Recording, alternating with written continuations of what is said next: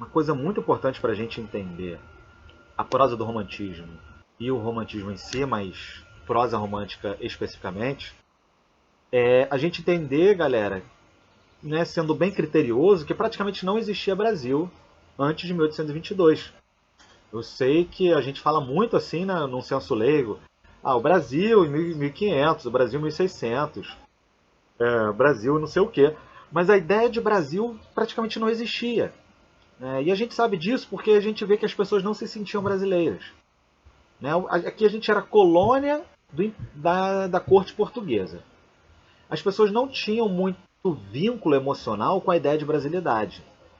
O que elas se sentiam então? Qual o sentimento de pertencimento delas? Eles se sentiam muito mais pertencentes, galera, às capitanias. Né? Então, por exemplo, quando a gente estuda a Inconfidência Mineira, você vai ver lá Tiradentes, alguns poetas do arcadismo, né? Tomás Antônio Gonzaga, Cláudio Manuel da Costa. Essa galera não queria fazer uma independência do Brasil, em hipótese alguma. Eles queriam fazer a independência da capitania das Minas Gerais. O mesmo vai acontecer com a Revolução Farroupilha, o mesmo vai acontecer em outras lutas rebeldes assim do século XVIII e XIX. Tá bom, gente? Então isso é muito importante, de verdade. É porque a gente está onde a gente está. A gente está já no grande Brasilzão, pentacampeão do mundo. Então a gente tem muito uma construção de cultura brasileira já no século XXI, apesar da gente ainda estar investigando, eu acho que a gente ainda está em fase de processo de autoconhecimento. Ok, mas a gente entende que a gente é brasileiro. Inclusive a gente tem vários símbolos aí. Mas, de fato, galera, não existia uma noção de brasilidade. E eu vejo isso muito na arte, né? Porque os poetas, eles não se referem a Brasil.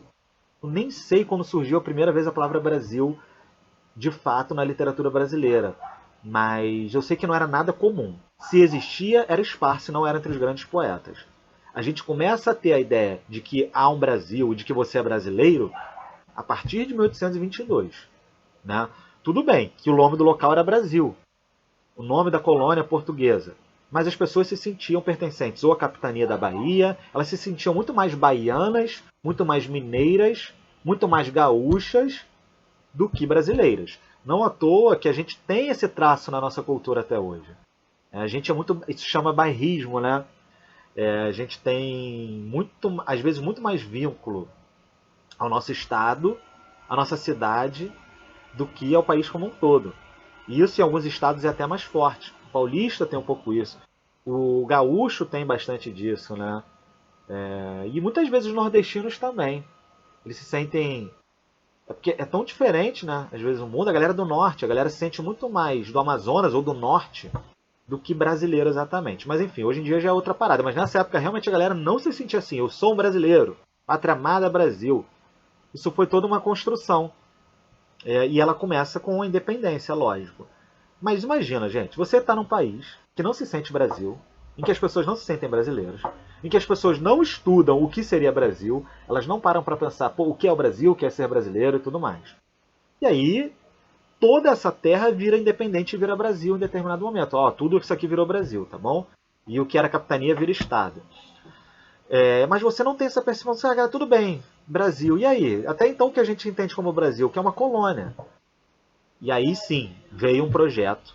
É literalmente um projeto, não é uma coisa assim que foi natural, não. Existiu um projeto literal, formado, combinado, de construção e de descoberta, de construção do que é a identidade brasileira. Quem foram esses caras? Foram os escritores românticos, que não eram só escritores, tinha muito filósofo, tinha muito pesquisador. O romantismo não era só um movimento artístico, né? Ele era um movimento político, ideológico e artístico. Tanto que o romantismo, eu falei para vocês, ele está muito associado à construção dos estados-nação. Né? E essa galera começa a falar, cara, a gente tem que construir estudos que digam para a galera, né? Que digam para a galera, olha, Brasil é isso. O que é o Brasil? Porque até então a galera, gente, ainda mais que a gente está falando de um período que não tinha muita informação e tinha muito analfabetismo. Não sei o que é Brasil. Ah, agora isso aqui é Brasil, gente. Ó, você é brasileiro, filho. Deixa eu dizer uma novidade para você. De ontem para hoje você se tornou brasileiro. Aí o cara fala, o que é ser brasileiro? O cidadão se pergunta, o que é Brasil? O que é ser brasileiro de fato? Eu sei o que é o Rio de Janeiro. Eu sei o que é Ouro Preto. Eu sei o que é Salvador. Entendeu? Oi. Ih, não tô gravando a aula. Alguém pode gravar para mim, por favor? Não, não, não, ainda tem, ainda tem.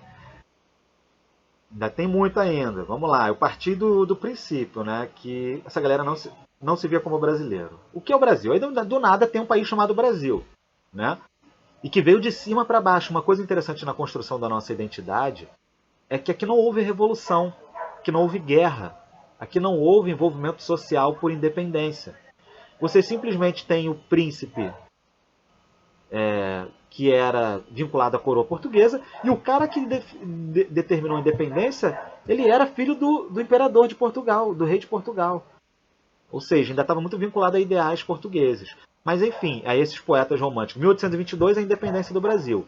1832, 33 é que começam as primeiras publicações do romantismo, né? É ali que começa, na década de 30. A galera fala, vamos dizer o que é o Brasil. A gente precisa entender o que é o Brasil, né? E ninguém fez isso tão bem quanto os romancistas. Os poetas, eles exprimiam muito bem o sentimento, né, romântico, o sentimento de uma visão de mundo, uma visão de Brasil.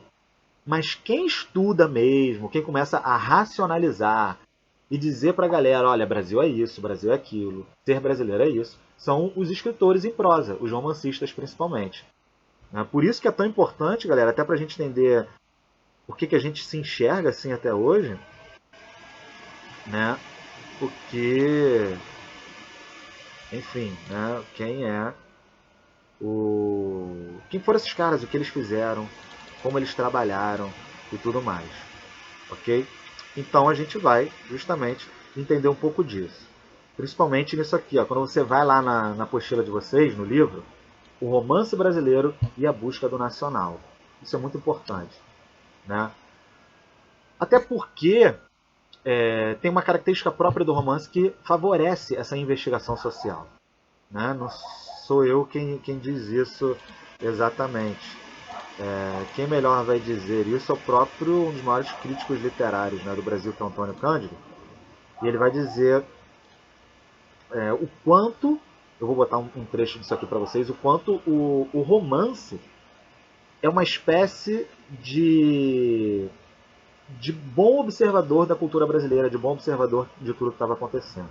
A gente pode mais ou menos definir o romance como uma mistura de lirismo com uma mistura de investigação científica, né? Tem uma frase do Antônio Cândido, eu vou ler para vocês, que ela é muito boa. Ela diz assim: o romance se constituiu, sobretudo na medida em que aceitou, como alimento da imaginação criadora, o cotidiano e a descrição objetiva da vida social, né? Daí algumas de suas tendências. O romance, primeiro, como gênero grande, ele vai misturar vários outros gêneros. Ele mistura carta, ele bota poema ali no meio, ele mistura texto argumentativo, ele mistura tudo. Mas pela sua característica mais longa e mais racional, ele é ótimo para você fazer descrições dos locais e assim poder investigar como é aquele local. Eu vou descrever. Ele é ótimo como você bota personagens em movimento, galera. O romance faz isso, ele bota vários personagens agindo em um espaço. Isso é ótimo para você entender as relações humanas daquela né, sociedade. E como ele não é tão lírico quanto o poema, né, ele é mais raso, ele é mais no chão. Então você consegue ver mais a terra, consegue ver mais a tua sociedade. Tá bom? E também por essa falta de lirismo, ele vai ter um respeito pela realidade maior. Ele vai valorizar muito a verossimilhança. Principalmente o romance romântico. Ele vai valorizar romances que tentam, entre aspas, ser fiéis à realidade, até certo ponto. Ou ser próximos da realidade. O que o poema não queria fazer muito. Muito menos os textos narrativos de outrora. Ok? Enfim, ele vai ter várias dessas questões. E uma coisa muito forte no romance romântico, galera, é que ele tem um aspecto de didática moral. Vocês vão ver uma preocupação muito grande, principalmente nos romances mais fracos, que quando, por exemplo, o cara narra a história de uma mulher adúltera, o cara está narrando a história de uma mulher adúltera. E isso era inimaginável alguns anos antes. enfim, quando ele está narrando uma história de uma mulher adúltera, por exemplo, ele vai ter a preocupação de fazer comentários sobre a atitude dela. Ele vai dizer, por exemplo, fulaninha foi se encontrar com seu amante. Ela fez esse absurdo, ela cometeu esse erro, mas enfim, lá estava ela indo na casa mais uma vez de seu amante cometer esse pecado. Ele vai fazer questão de fazer comentários morais sobre aquilo. Né? Era tudo uma busca de identidade nacional que vai sendo construída, tá bom, galera? E uma coisa bem legal é aquilo que eu comecei a falar para vocês semana passada. A gente tem 3 linhas de romance brasileiro. A gente vai ter o romance indianista e histórico, que vai tentar estudar um pouco da vida primitiva. A gente vai ter o romance regional, e esse vai ser muito importante para ampliar a ideia de brasilidade, né? Porque ele vai para outros lugares interioranos que não viravam tema de estudo, e essa galera vai fazer isso, vai tentar incorporar os interiores à ideia de Brasil. E, claro, o mais importante de todos é o romance urbano, que vai analisar o comportamento e a estrutura das cidades brasileiras, principalmente Rio de Janeiro, que era a capital, né, do Império na época. Tá bom, gente? Principalmente Rio de Janeiro, o romance urbano. E que é a grande tendência até hoje. Até porque também, né, gente, o romance urbano conta a história de pessoas urbanas, comuns. Isso era muito mais vendável. Quem é que lia mesmo o romance? Cidadão urbano. Cidadão urbano escolarizado, minimamente de uma pequena burguesia para cima. Então era muito mais interessante você fazer romances que demonstravam essa realidade, porque eles iam vender muito mais, é lógico. É claro que a galera também se interessou um pouco pela vida do índio, pela vida dos interioranos, Mato Grosso, interior de não sei o que, interior de São Paulo. Mas é lógico que você vai preferir ver pessoas andando pelas mesmas ruas que você anda, pessoas comprando nas lojas que você compra, pessoas tendo conversas, que é o tipo de conversa que você tem no dia a dia. Então o romance urbano ele vai ser o principal dentro dessa característica, tá bom? Por isso que eu vou começar, diferentemente da ordem do livro, eu vou começar falando sobre o romance urbano, tá bom, gente? Sobre essa investigação que começou a ser feita sobre os cidadãos das cidades brasileiras, que eram cidades ridículas, né? Eram pequenas provínciazinhas. Imagina o que era o Rio de Janeiro, que era considerada a maior cidade, era a maior cidade, mas o que era o Rio de Janeiro ou São Paulo em 1840, 1850. Era muito pequeno, né? Muito pequeno mesmo. E aí, galera, vamos lá. Muito importante, né? O romance urbano vai fazer essa investigação. A gente tem alguns romances que se destacaram muito. A Moreninha, do Joaquim Manuel de Macedo. Lá no livro conta um pouco do que foi a história da Moreninha. É uma história muito romântica. Porque são jovens e tudo mais, né? Estudantes de faculdade, eles são bobos. É uma coisa pura, inocente e tudo mais. Mas é interessante, bonitinho. Não gosto muito, não acho maneirão, mas é uma história interessante. Agora, esse livro aqui, para mim, é o melhor do romantismo. E é o menos romântico de todos, que é o Memórias de um Sargento de Milícias. Até porque ele coloca, é o primeiro romance, e o único do romantismo, pelo menos dos mais famosos, a colocar um personagem das classes pobres, a colocar personagens mestiços, né?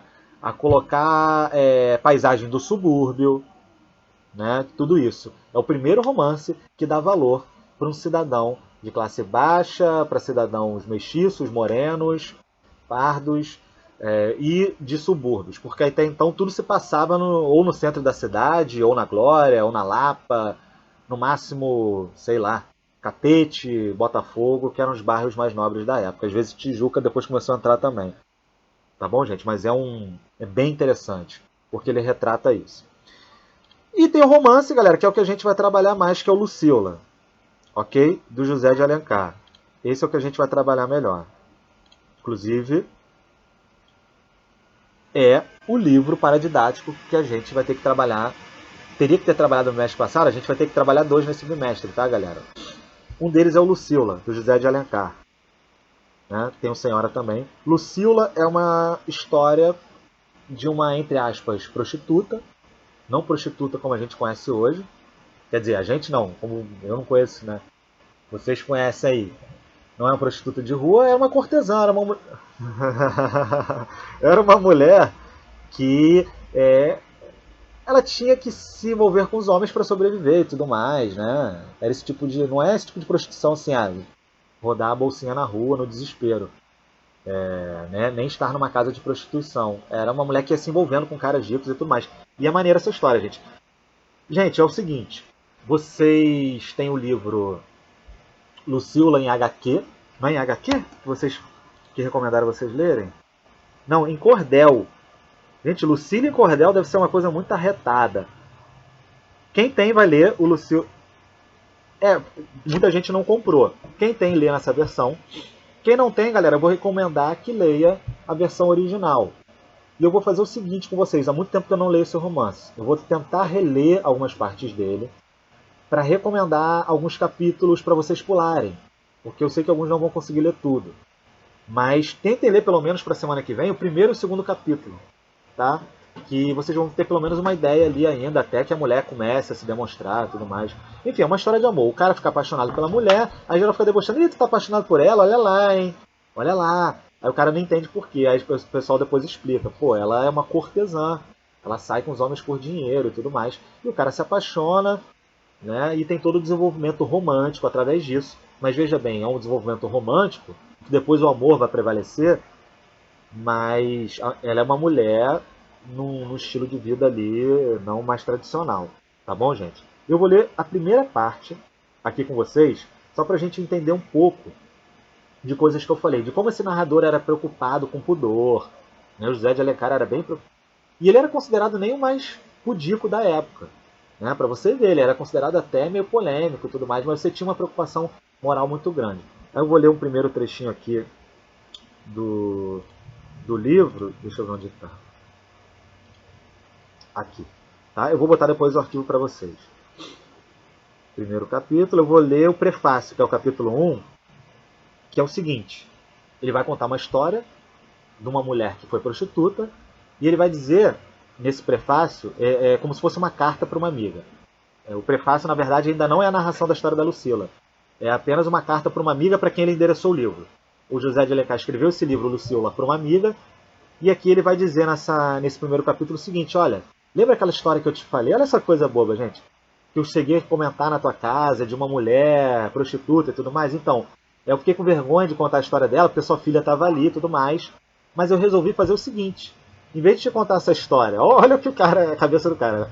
Em vez de te contar essa história pessoalmente, eu resolvi escrever um romance. Não tinha nada para fazer, né? Tô aqui de bobeirão. Em vez de te contar a história pessoalmente, eu decidi escrever um romance de 100 páginas contando a história de Lucila. Aí eu vou ler esse primeiro capítulo e vou apontar algumas coisas.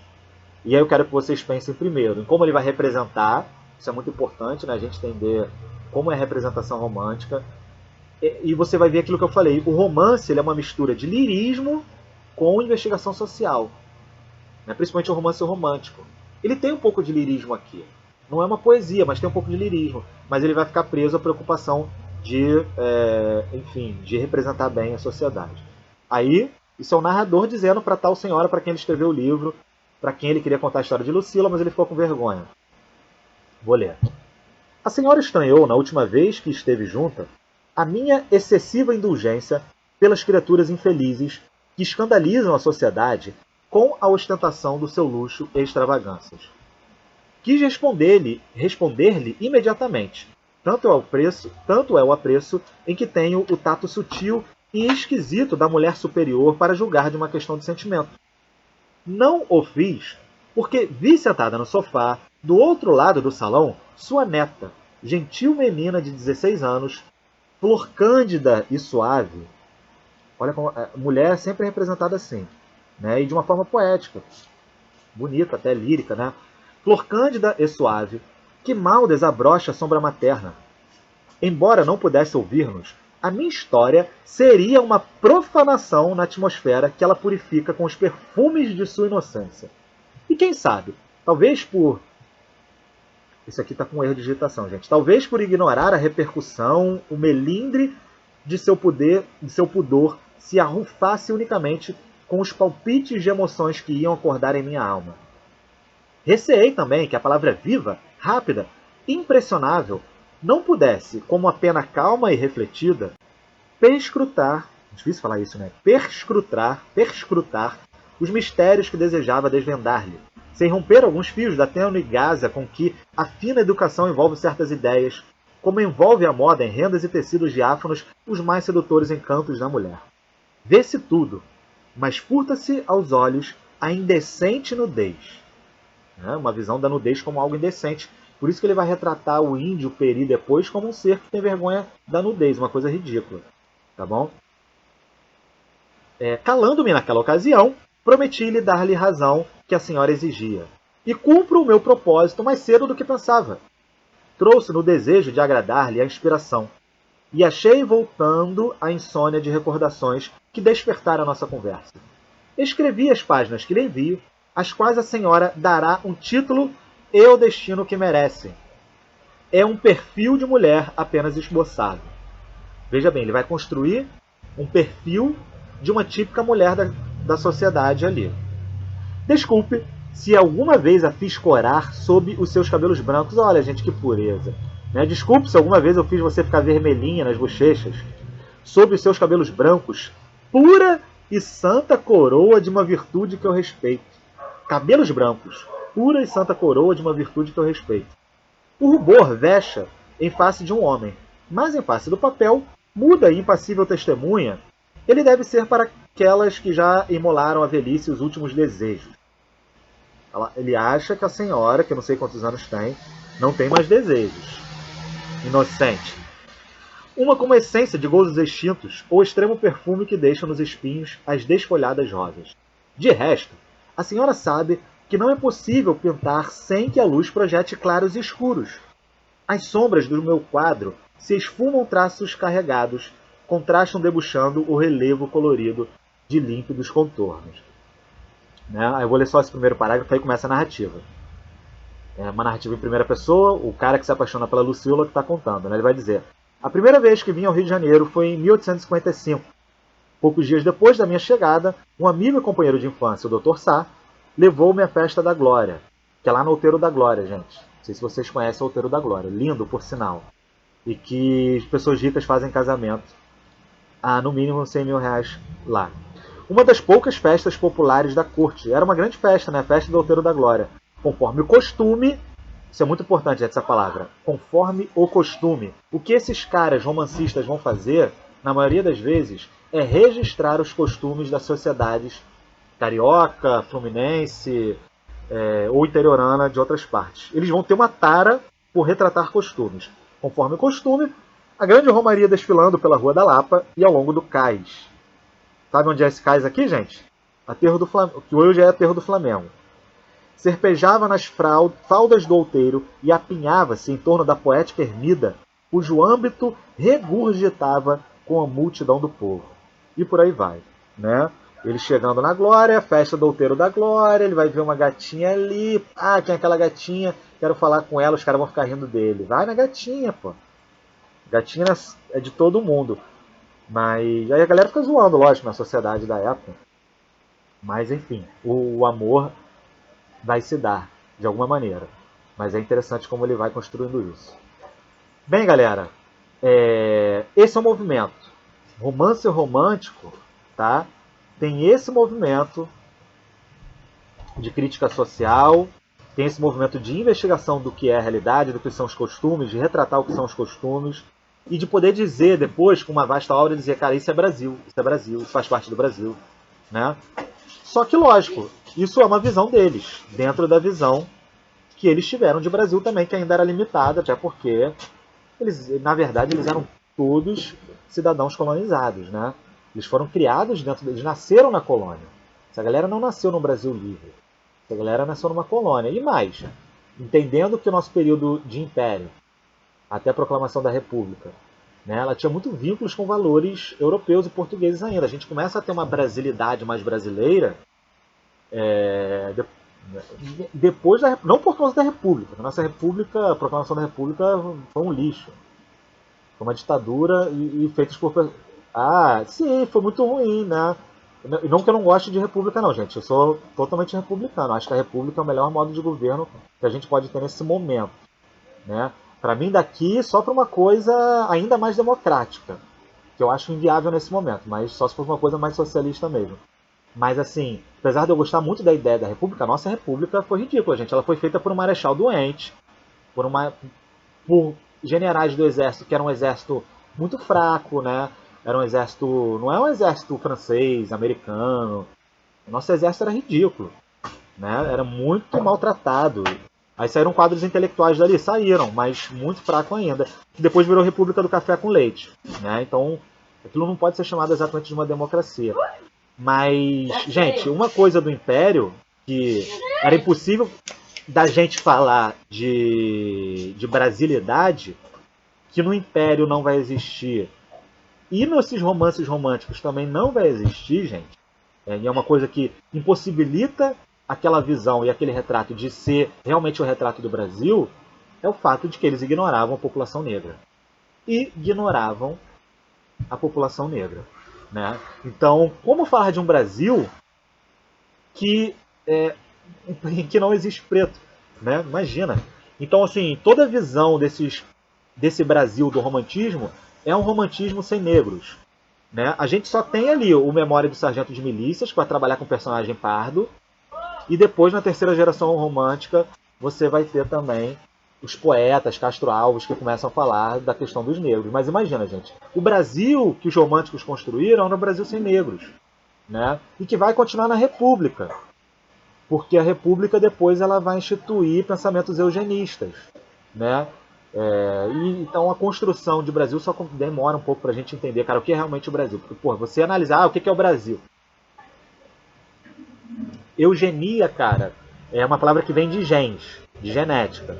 Né? A eugenia são teorias científicas que visavam, eles achavam que descobriram na época, mas na verdade era uma forçação de barra, que visavam justificar a inferioridade racial de alguns povos. Isso é eugenia. São teorias científicas que vão declarar cientificamente, com vários erros é lógico, que, por exemplo, alguns povos são inferiores. No caso do Brasil, a eugenia se voltou para os negros. Né? E aí, as teorias eugenistas, galera, elas começam a fazer sucesso no final do século XIX. Né? Começa a fazer sucesso no final do século XIX, mas bombam no início do século XX. Monteiro Lobato era altamente eugenista. Ele patrocinava cientistas eugenistas. Né? E aí tinha essa teoria. E isso é muito doido, né, gente? Porque o racismo ele já foi justificado pela religião, o racismo foi justificado por questões econômicas, e quando a gente se liberta de tudo isso, a galera deu um jeito de justificar o racismo de qualquer jeito, com ciência. Né? Nem a ciência, por isso que a ciência não é passível ela é passível de erros. A gente teve sérias teorias eugenistas que justificavam, né, que negros eram inferiores. E isso no mundo todo, né, gente? E aí, qual foi o ápice da eugenia? Para onde as teorias eugenistas nos levaram? Qual foi o ápice da teoria eugenista? Quem consegue aí captar? Que é quando justamente ela começou a... Perfeito, exatamente. Né? O nazismo. O nazismo foi o ápice de teorias científicas que diziam, olha, né, pretos são inferiores, existem características genéticas que tornam as pessoas mais inteligentes, essas características genéticas são arianas. Né? Vamos eliminar tudo quanto é preto, tudo quanto é judeu e outros povos também da nossa nação, porque a gente quer pessoas geneticamente superiores, sejam mais inteligentes, mais produtivas e tudo mais. Então foi ali o ápice da teoria eugenista, metade do século XX, gente. A gente ainda tinha uma porrada de cientista defendendo teorias eugenistas. Aí a galera viu a merda que deu, né? E aí isso começou a ser muito criticado. Né? Já tinha estudo que criticava isso, mas as pessoas eram racistas e elas compravam. Né? Elas eram racistas de todos os tipos e elas compravam essa teoria. Tá bom? E de fato é o que acontece ali um pouco nessa construção de Brasil. Vamos entender o que é Brasil, vamos! Vocês só estão à vontade, né? Se fosse o Yuri Marçal, você conhece o Yuri Marçal, aquele youtuber? Ele é engraçado, né? Debochado. Ele provavelmente... Ele é muito bravo, né? Ele consegue ser engraçado e inteligente, bem inteligente ao mesmo tempo. Provavelmente ele faria, muito crítico, né? Ele provavelmente falaria, gente, vocês não estão esquecendo de nada, não? Nesse retrato do Brasil que vocês estão tirando? Acho que tá faltando metade da população brasileira aí, que se vocês perceberem tem outra cor, entendeu? Tem outra religião, tem outras paradas e tudo vai. Outra cultura. É, sim. E a gente racionalizou, né, gente? Mesmo em épocas mais racionais, a gente teve teorias que justificassem o racismo e a gente continua acontecendo isso hoje. O movimento supremacista branco é isso. Para você ver, né? Pô, cara, em 1920, há 100 anos, menos de 100 anos atrás, 1924, você teve um time no Rio de Janeiro que foi proibido, vários times na verdade, tá? Que foram proibidos de disputar as principais ligas do Campeonato Carioca. Né? Por quê? Porque tinham pretos, pardos e nordestinos no seu quadro, pessoas ditas inferiores. E esses times eram proibidos de disputar a liga principal do Campeonato Carioca. Até que o maior time da história do Brasil, né, lutou contra isso e bateu o pé e falou: então não joga essa merda de campeonato. Porque aqui só tem pretinho, nordestino e pardo. Então eu não jogo essa merda de campeonato, vou fazer um outro campeonato. Aí o que esse time fez? Jogou outro campeonato e foi campeão. Conseguiu jogar depois o campeonato com os outros, foi campeão. Aí, enfim, foi uma glória eterna. E 25 anos depois a gente pôde ter Pelé em 1950. Mas imagina, né, se o Vasco da Gama, tô falando do Vasco da Gama, claro, não tivesse... Pô, isso aí é muito importante, eu sempre falo isso. Se o, se o Vasco não tivesse batido o pé com aquela carta, com o lance lá de ter rejeitado, a gente não teria, talvez, gente, ou a gente demoraria, talvez a gente não tivesse Pelé em 1958, né? Talvez a gente não, talvez demorasse um pouco. E enfim, eu acho que, na verdade, acho não, tenho certeza. O futebol e o samba, gente, são grandes movimentos de resistência dos negros no Brasil. A galera fala, os negros não resistiram, os negros não lutaram. Cara, os negros lutaram muito. Muita gente fala que a galera aceitou porque os americanos. Muita galera fala isso, pô. Que na verdade quem deu liberdade foi a Princesa Isabel, quem fez tudo foram os brancos. E não foi, galera. Os negros eles resistiram, sabe como? Principalmente através da cultura, principalmente através do samba. Vocês sabem que era perseguido e virou o maior movimento, a música mais brasileira de todas, né, se a gente puder dizer assim. E graças ao samba, aí eles resistiram muito na religião também, mas a religião tudo bem, não foi tão aceita assim socialmente, até hoje ainda tem questões. Mas o samba virou uma coisa muito popular e o futebol. O que ajudou muito a sociedade brasileira a conviver melhor com os negros foi a entrada dessa galera por meio da música e por meio do futebol. Mas infelizmente a gente sempre tem que lembrar, até hoje, a maioria dos negros ricos ou são músicos ou são jogadores de futebol. É raro você ver negros empresários, juízes, né, grandes políticos, principalmente grandes empresários. É raro você ver. Tem. Né, o pastor Valdomiro. O pastor Valdomiro é um grande empresário e é negro. Né, mas que exemplo que eu fui dar, né? Meu Deus do céu. Não serve de exemplo nenhum. Mas claro, você tem vários outros, né, gente? Você tem alguns aí que se sobressaem, mas é pouco. É pouco. E essa é uma coisa que o Mano Brown fala direto nas músicas dele. Né? O Mano Brown fala até hoje isso. Naquela Negro Drama, quem já ouviu a música Negro Drama, ele começa falando isso, né? Crime, futebol, música. Eu não consegui fugir disso, eu sou mais um. Não é no início da música não, é no meio da música. Na hora que o Mano Brown entra na música. Ele fala, né? Crime, música, futebol, eu sou mais um, não consegui fugir disso. Aí ele manda, até me arrepio quando eu lembro da música, né? Tá aí o Nanana! Pô, São Paulo, floresta de concreto e aço, né? Pô, eu chego até a me arrepiar, vou até ouvir daqui a pouco. E essa música é muito boa, cara. Essa música realmente é muito boa. Mas isso lá da década de 90, né? E ainda é um pouco verdade, gente. A gente tem poucas oportunidades, né? Ainda assim, pra quem é pobre de modo geral e pra quem, é negro, mais especificamente. Algumas portas se fecham mais. E é isso, né? Você vê, os negão fazendo sucesso na arte, né, cara? Fazendo sucesso no futebol. E que bom, pelo menos ali, né? A galera tem que se sujeitar. E é maneiro. E a gente teve esportistas muito importantes como Resistência Negra. Quem vai lembrar daquele cara lá na Olimpíada de Berlim, quando aquele corredor ganhou na frente de Hitler e levantou o braço, cara ainda levantou o braço assim, Muhammad Ali. Pô, Muhammad Ali, cara, na Guerra do Vietnã, vocês sabem que na Guerra do Vietnã ela estava sendo muito criticada pela população americana, mas chegou um momento que eles só começaram a pegar reservista, e pegaram muito reservista, a galera que já tinha servido e estava na reserva, e só pegava negro, só negro, negro, negro.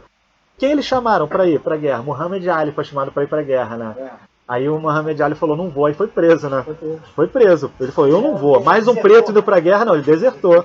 Ele falou, mais um preto indo para a guerra, para essa guerra estúpida, eu não vou. E ele era o maior boxeador da época, um dos maiores da história. Né? Então a gente tem alguns casos assim sempre, né?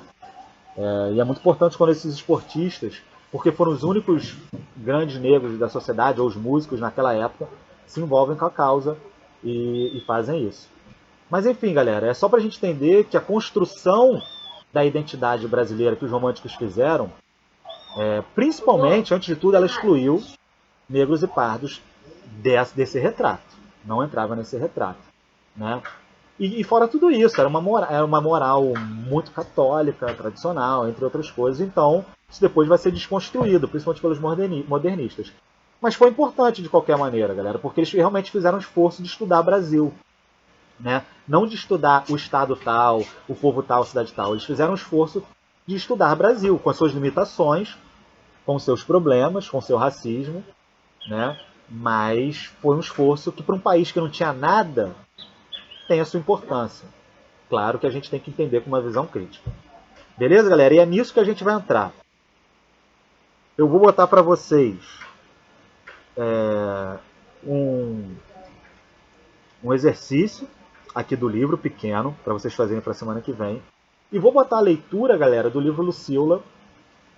Se vocês acharem muito cansativo, tenta pelo menos ler uns 3 capítulos, ler um de uma parte, um de outro, ler o final. Quem conseguir ler tudo, lê tudo. Quem tem o livro em HQ, lê em HQ. Eu acho que daqui a 2 semanas ou 3 eu vou parar para trocar uma ideia com vocês. Talvez daqui a 2 semanas sobre o Lucila. Ok, galerinha? Bem, gente, bom dia aí para vocês.